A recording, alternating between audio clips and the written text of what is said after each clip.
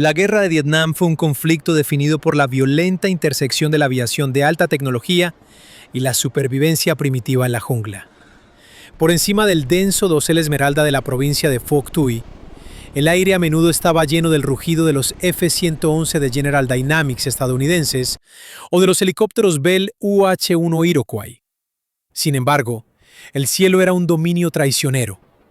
Las fuerzas del Ejército de Vietnam del Norte, EVN, y del Vietcong habían dominado el arte de la guerra antiaérea, convirtiendo el hermoso horizonte en una letal red de fuego antiaéreo y misiles superficie-aire. La historia comienza en una tarde húmeda, cuando una misión rutinaria se convierte repentinamente en una pesadilla. Un avión de ataque estadounidense, incapacitado por una ráfaga bien colocada de fuego antiaéreo de 37 milímetros, estalla en una bola de llamas y humo naranja.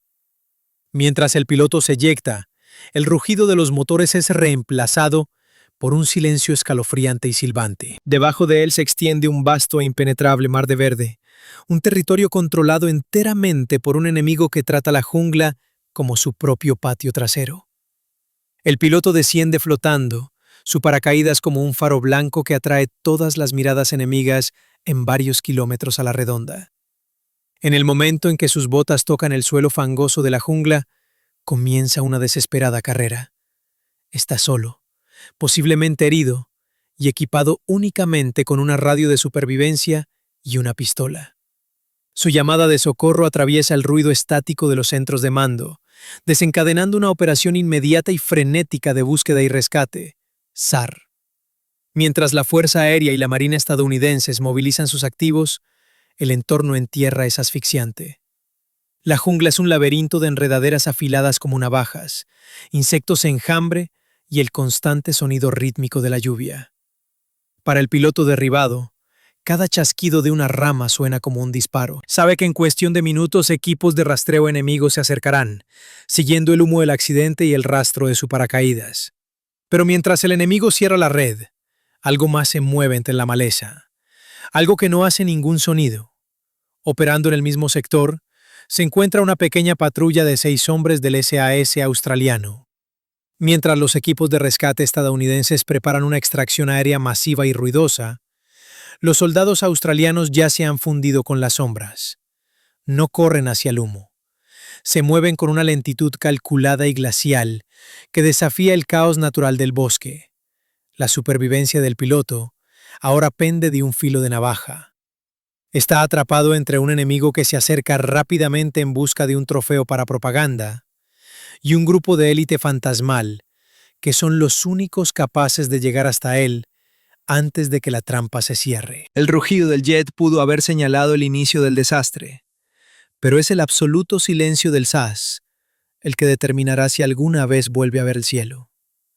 Mientras la baliza de emergencia del piloto derribado continuaba pulsando, la maquinaria militar estadounidense respondió con su característica abrumadora. Por encima del lugar del accidente, los helicópteros de rescate Jolly Green Giant comenzaron su aproximación, flanqueados por un enjambre de A-1 Sky Raiders. El plan era una operación de búsqueda y rescate en combate, cesar, de manual. Suprimir el área con una cortina de fuego, flotar sobre el superviviente y izarlo a salvo. Sin embargo, el Ejército de Vietnam del Norte, EVN, estaba bien preparado para este predecible despliegue de dominio aéreo. Sabían que un piloto derribado era el cebo definitivo. Ocultos bajo el triple dosel de la jungla, habían movido ametralladoras pesadas y baterías antiaéreas a posición, creando una caja letal alrededor de la ubicación sospechada del piloto. Cuando los helicópteros de rescate líderes descendieron, se encontraron con una pared de plomo. Las trazadoras cruzaban el cielo y el trueno del fuego antiaéreo de 37 milímetros sacudía el aire.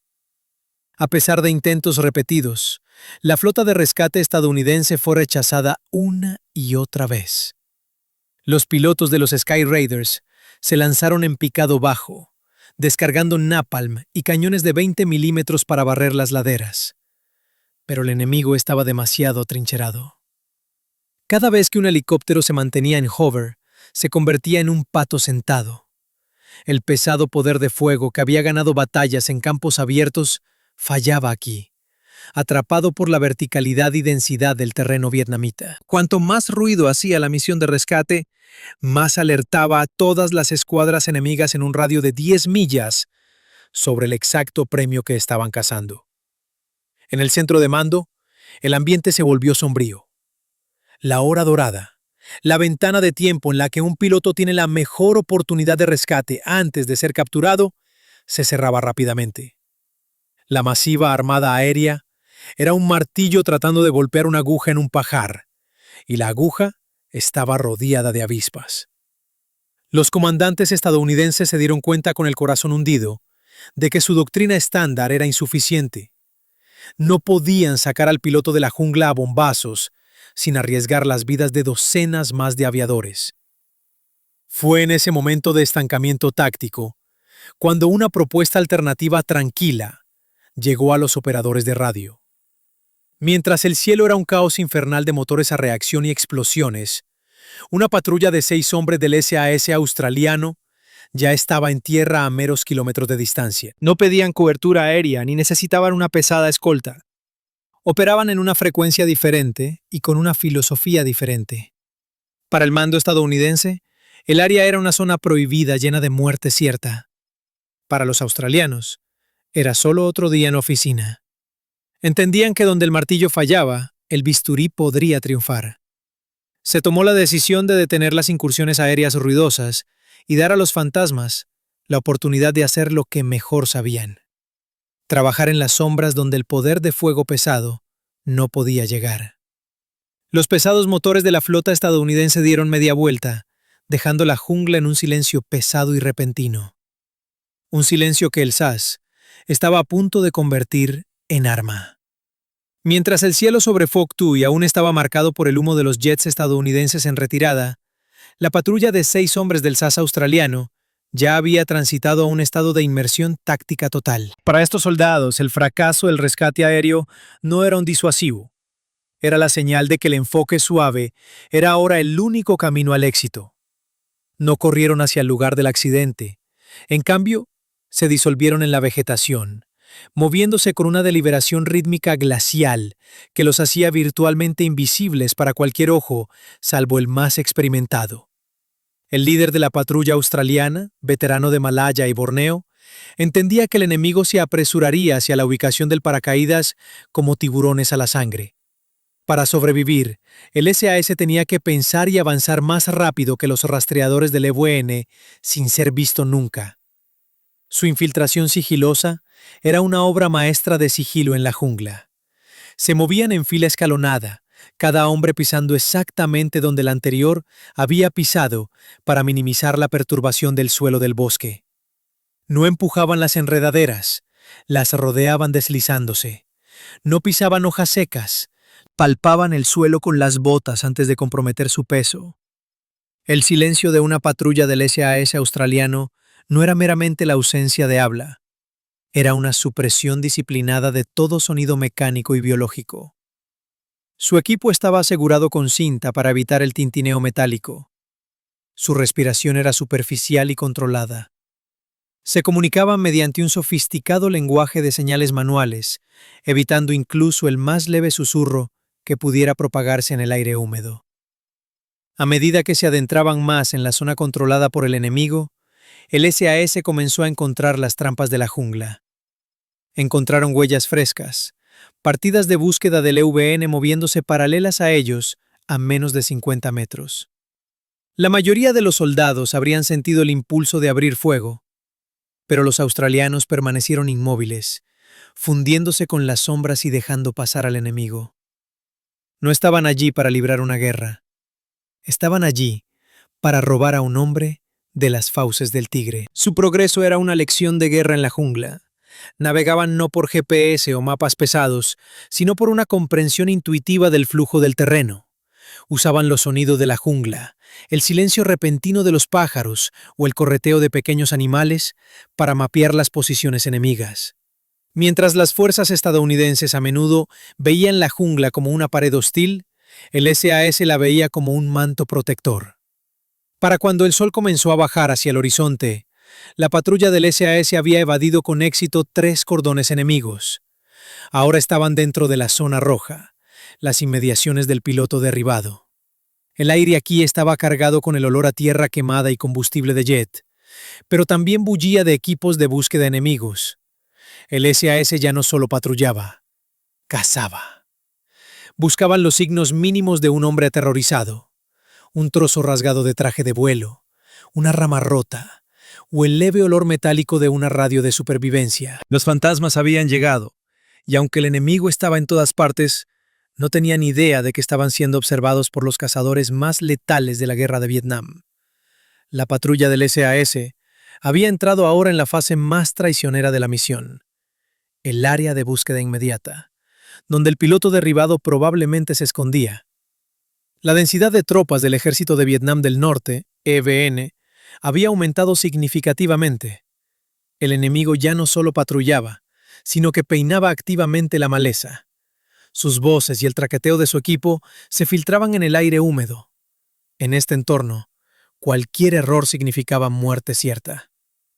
Sin embargo, el SAS australiano mantenía la compostura, utilizando su maestría en la guerra de jungla para navegar la red que se cerraba. El líder de la patrulla señalaba un alto y escucha cada pocos metros. Esto era el legendario sigilo australiano en la jungla en acción. No solo buscaban al piloto, buscaban las perturbaciones que había dejado atrás. Un superviviente no entrenado a menudo deja un rastro de pistas accidentales, una huella de talón en el barro blando, una hoja magullada o un resto de raciones de supervivencia. Los soldados del SAS, entrenados como comedores de serpientes, con una comprensión primal del bosque, podían distinguir entre la decadencia natural de la jungla y los movimientos frenéticos de un hombre en fuga. A medida que se acercaban más al lugar del accidente, el olor a combustible JP4 quemado se volvía abrumador. Descubrieron el paracaídas descartado del piloto, parcialmente metido en un tronco hueco. Un intento desesperado pero amateur de ocultarlo. Para el EVN era un claro indicador.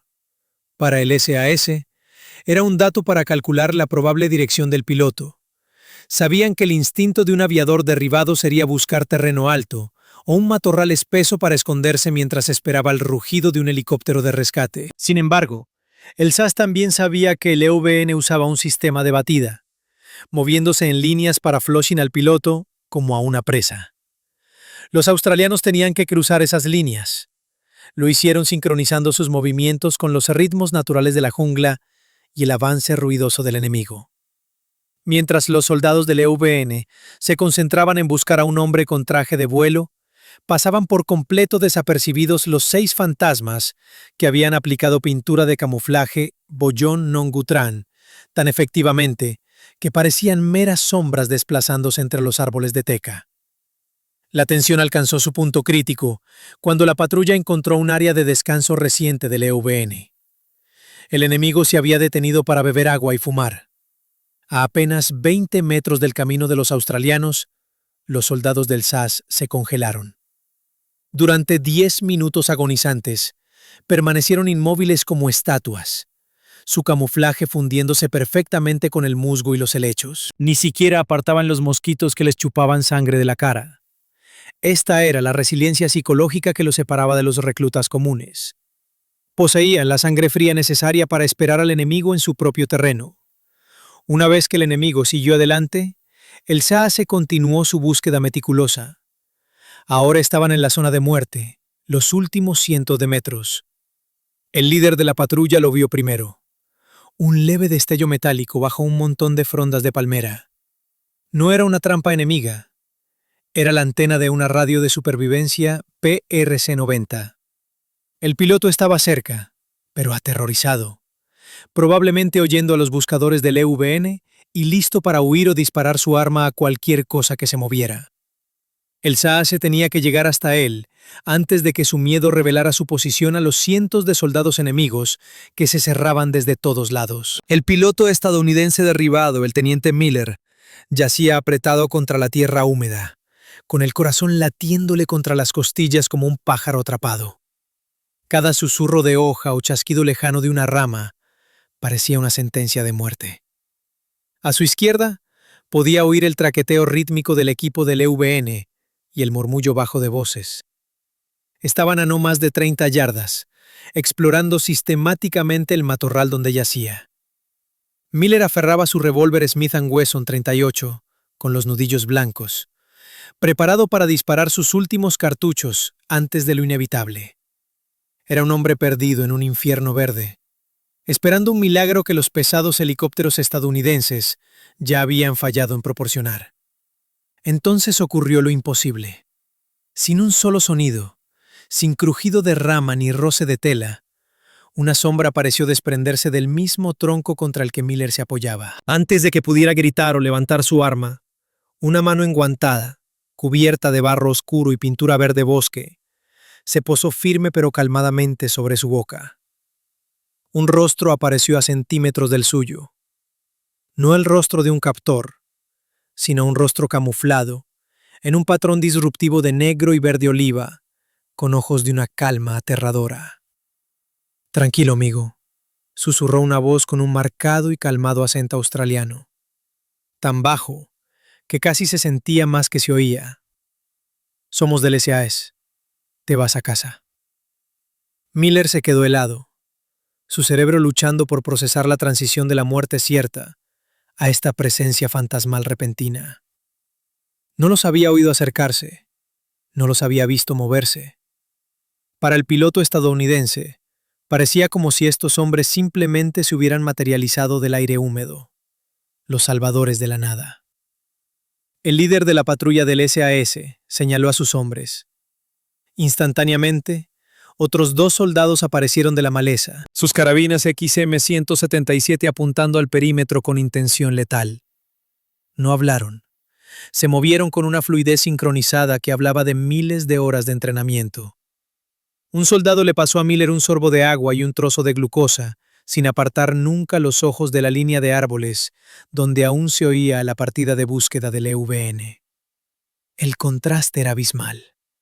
Miller había esperado un rescate rugiente, una tormenta de plomo y el trueno de las palas de un Huey. En cambio, había sido encontrado por 6 sombras que trataban la proximidad del enemigo con una indiferencia fría y profesional. Los del SAS no se parecían a los soldados a los que Miller estaba acostumbrado.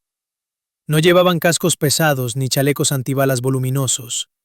Eran cazadores delgados y despojados que se movían con la gracia de depredadores. «¿Puedes caminar?», señaló el líder de la patrulla mediante un gesto manual. Miller asintió, aún en shock. El líder dio una señal silenciosa y aguda, y la patrulla comenzó a desplazarse. La extracción había comenzado, pero no sería una carrera hacia la seguridad. Sería un lento y agonizante gateo a través del corazón de la zona de búsqueda enemiga, liderado por los fantasmas que acababan de arrancarlo del borde del abismo. Por primera vez desde que su avión fue derribado, Miller sintió un destello de esperanza, no por el poder de fuego abrumador, sino por los hombres terrifyingly silenciosos que ahora lo rodeaban. La misión había alcanzado ahora su etapa más peligrosa, la extracción. Encontrar al teniente Miller había sido una hazaña de rastreo, pero mover a un piloto en estado de shock, cuyos pasos parecían tambores en la quietud, a través de un perímetro enemigo que se cerraba, era una pesadilla logística. El SAS australiano sabía que las partidas de búsqueda del EVN, frustradas por no encontrar el premio, aumentarían su agresividad. Los fantasmas tenían que guiar a Miller a través de un corredor donde el enemigo a menudo estaba a menos de 20 metros. El líder de la patrulla implementó un movimiento de salto de rana. 2 soldados avanzaban para explorar el camino, escaneando cables trampa o destellos de sol en metal, mientras 2 más se quedaban con Miller, guiando literalmente sus pies para evitar ramas secas o follaje ruidoso. Los 2 finales formaban la retaguardia, caminando hacia atrás durante largos tramos para vigilar su propio rastro. Se movían contra la corriente de la búsqueda enemiga, utilizando una táctica de cautela calculada. Al cruzar un arroyo poco profundo, llegó el momento que aceleraba el corazón. Una patrulla de Vietnam del Norte, casi del tamaño de una sección, apareció en la orilla opuesta.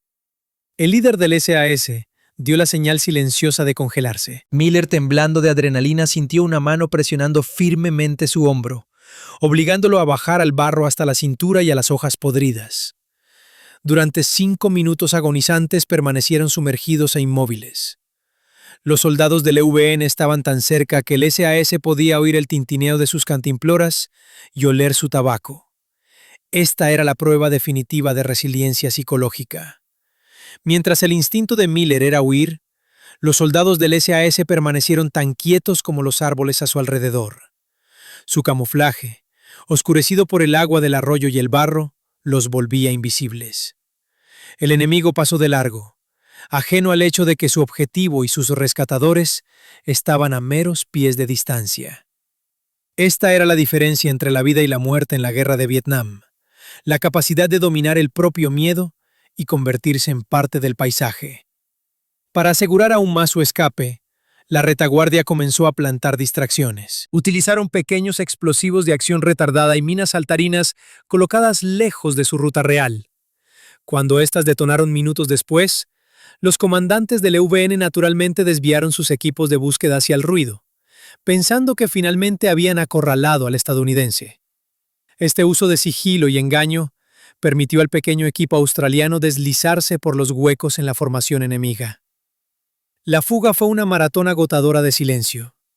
Cada músculo del cuerpo de Miller dolía por el movimiento antinatural en cámara lenta, pero se revitalizaba con el puro profesionalismo de sus rescatadores. No pronunciaron una palabra durante horas. La única comunicación era el ocasional apretón ligero en el brazo o un sutil gesto manual. Para cuando llegaron a la zona verde, un área predesignada lo suficientemente lejos del lugar del accidente para permitir una recogida aérea segura, el sol casi se había puesto. El SAS había navegado con éxito el corazón de la guarida del tigre, demostrando que en la jungla, el arma más poderosa no era una bomba, sino una sombra que sabía cómo moverse. Cuando la patrulla del SAS alcanzó el borde de la zona verde designada, la calma engañosa de la jungla se rompió. El EVN finalmente se había dado cuenta de que estaban siendo burlados. Las distracciones plantadas por la retaguardia habían comprado tiempo precioso, pero el enemigo ahora se cerraba desde 3 lados, impulsado por la realización de que su premio se les escapaba. El silencio que había protegido a los australianos durante horas ya no era una opción. Era hora de una extracción caliente. El líder de la patrulla señaló a Miller que se mantuviera agachado entre 2 soldados mientras irrumpían en un claro.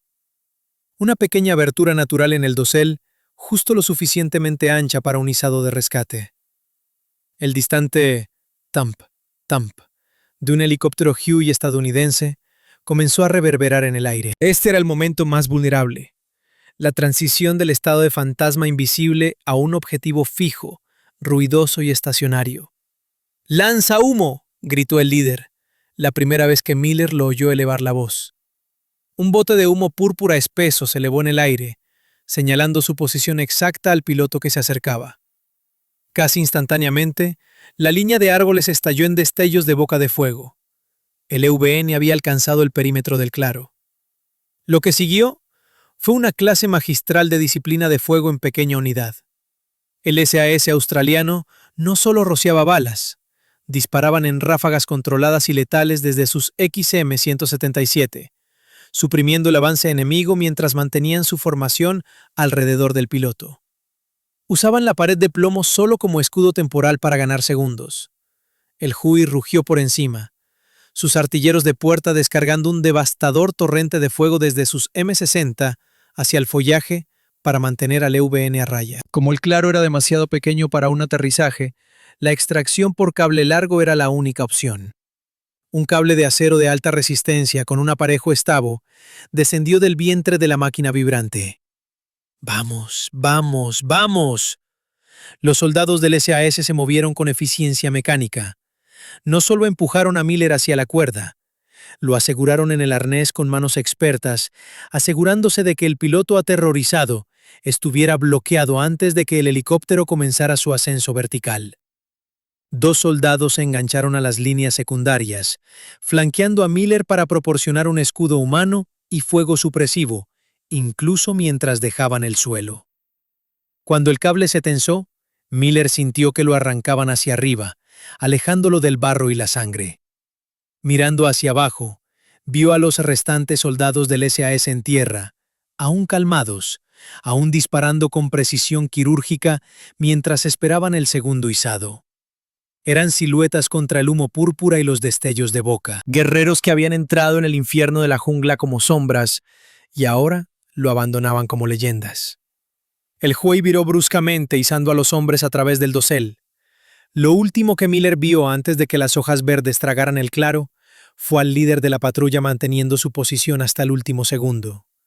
Un guerrero que había mirado a la muerte a la cara y no había parpadeado.